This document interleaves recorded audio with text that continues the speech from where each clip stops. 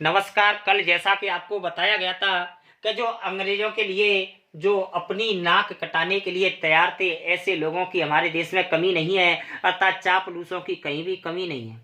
चापलूस व्यक्ति आपको हर जगह प्राप्त हो जाता है। चापलूस व्यक्ति हर एन केन प्रकारेण वह केवल अपनी चापलूसी पर ही ध्यान देता है। अतः देश के हित चाहने वाले लोगों की मीटिंगें बुलाई गई, दिमाग खरोचे गए और तय किया गया कि हर हालत में हमें नाक का होना बहुत जरूरी है। यह तय होते ही एक मूर्तिकार को हुक्म दिया गया कि यह वह फौरन दिल्ली में हाजिर हो। माने जब पता लगा तो उस हुक्मनामे वाले व्यक्ति से कहा गया, भैया जल्दी से आप दिल्ली में हाजिर हों। मूर्तिकार या तो कलाकार था, लेकिन जरा पैसे से लाचार था, अर्थात उसे पैसे की बड़ी आवश्यकता थी। अतः वह नाक लगाने के लिए बड़ा तत्पर था। उसने हुक्कामों के चेहरे देखे, अजीब परेशानी थी उन चेहरों पर, कुछ लटके, कुछ उदास, कुछ बदअवस्थे। उनकी हालत देखकर लाचार कलाकार की आंखों में भी आंसू आ गए और एक आवाज सुनाई दी, भैया मूर्तिकार, तुम्हें जॉर्ज पंचम का नाक लगानी है, अर्थात अंग्रेजों का सम्मान इंडिया में बढ़ाना है।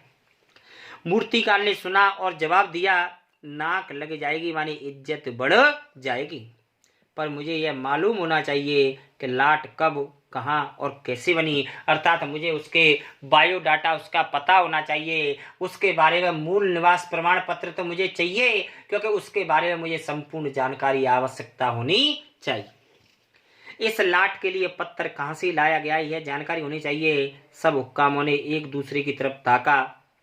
एक की नज़र ने दूसरे से कहा कि यह बताने की जिम्मेदारी तुम्हारी है। खैर मसला हल हुआ। एक क्लर्क को फोन किया गया और उससे कहा कि पूरी छानबीन करें। पुरातत्व विभाग की फाइलें के पेट चीरे गए, माने पुरातत्व विभाग के द्वारा इसकी जानकारी ली गई। पता ही नहीं चला। क्लर्क ने लौट करके कमेटी के सामने कांपते हुए कहा कि सर, मेरी खता माफ हो, लेकिन हमारी फाइलें सब कुछ क्या कर गई, हजम कर गई, क्योंकि आज भी सभी बातें हमारी फाइलों के अंदर समाहित नहीं। जब क्लर्क की यह बातें सुनी, हुक्कामों के चेहरे पर उदासी के बादल छा गए। इस खास कमेटी बनाई गई।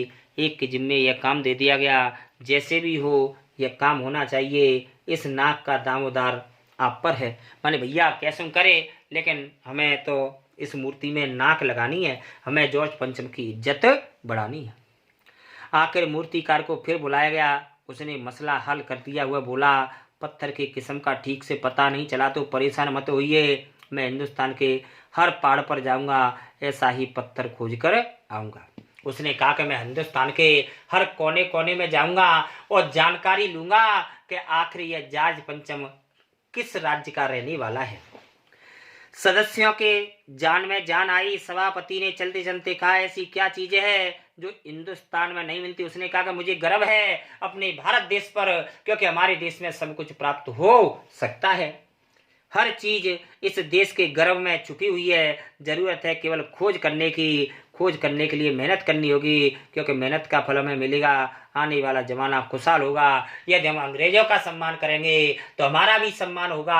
अंग्रेज प्रसन्न रहेंगे तो हमारा देश भी प्रसन्न बना रहेगा, ऐसा सभापति ने कहा। लेकिन ये वही लोग थे जो अंग्रेजों की गुलामी करना चाहते थे, जो अंग्रेजों के गुलाम थे।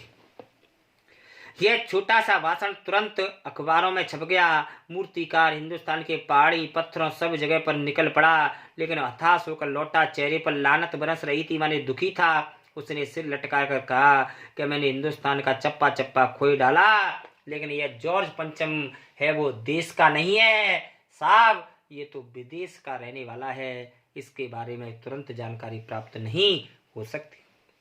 सभापति ने तेज में माने जोश में आकर के कहा, लानत है, माने धिक्कार है तुम्हारी बुद्धि पर। विदेशों की सारी चीजें हम अपना गए।